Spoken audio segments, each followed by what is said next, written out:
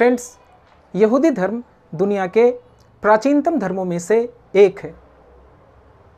यहूदी धर्म का प्रभाव ईसाई धर्म और इस्लाम पर भी देखने को मिलता है। इन तीनों धर्मों में अब्राहम को एक पैगंबर के रूप में माना जाता है और इस कारण से इन तीनों धर्मों को अब्राहमिक धर्म भी कहा जाता है। समान मूल होने के बावजूद इन धर्मों के बीच कई लड़ाइयाँ हुई हैं और लाखों लोग इन युद्धों में मारे गए हैं। करीब करीब 1000 BC में इज़राइल राज्य की स्थापना हुई थी। डेविड और सोलोमन इस राज्य के प्रमुख राजा हुआ करते थे। सोलोमन ने यहूदियों का प्रथम मंदिर का निर्माण करवाया था। 7th सेंचुरी BC से इज़राइल का बिखराव शुरू हो गया। 722 BC में असीरियन एम्पायर ने इज़राइल पर आक्रमण किया। 586 BC में बेबीलोनियन एम्पायर ने इज़राइल पर आक्रमण किया और सोलोमन के द्वारा जो बनाया गया टेम्पल था उसे नष्ट कर दिया गया। पर्सिया के शासक साइरस द ग्रेट ने यहूदियों को यरूशलेम लौटने की अनुमति दी और यहूदियों ने फिर से अपना दूसरा टेम्पल बनाया। इज़राइल को सबसे ज़्यादा नुकसान रोमन एम्पायर ने पहुंचाया। रोमन एम्पायर के शासकों ने न केवल यहूदियों के टेम्पल को 70 AD में नष्ट कर दिया बल्कि यहूदियों को इज़राइल से निष्कासित भी कर दिया।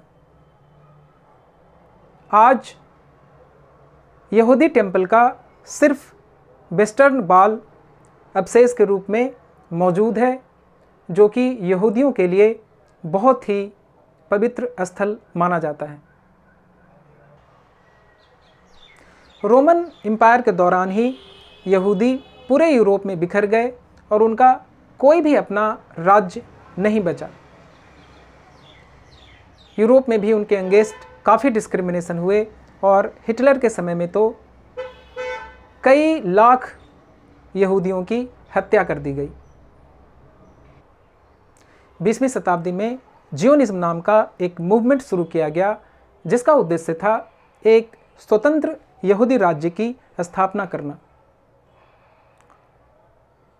ब्रिटिश गवर्नमेंट ने बाल्फोर डिक्लेरेशन के द्वारा एक स्वतंत्र यहूदी राज्य का समर्थन किया।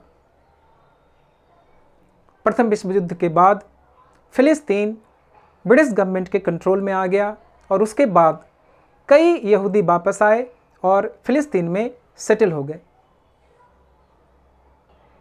1947 में यूनाइटेड नेशंस ने फिलिस्तीन को इज़राइल और एक दूसरे अरब देश में विभाजित करने का प्रस्ताव दिया, जिसे कि अरब देशों ने स्वीकार नहीं किया। 1948 में इज़राइल ने अपनी स्वतंत्रता घोषित कर दी और इस तरीके से एक नया इज़राइल की स्थापना हुआ। इज़राइल और फिलिस्तीन के बीच जो संघर्ष चल रहे हैं उसका प्रमुख कारण ऐतिहासिक है। यहूदी कई सदियों से बिना किसी राज्य के रह रहे हैं और उनको एक राज्य मिला है, उसे वो किसी भी कीमत पर खोना नहीं चाहते।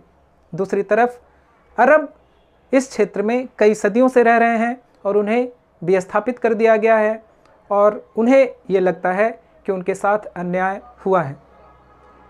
इसलिए यह कहना बहुत ही मुश्किल है कि इसमें कौन गलत है और कौन सही।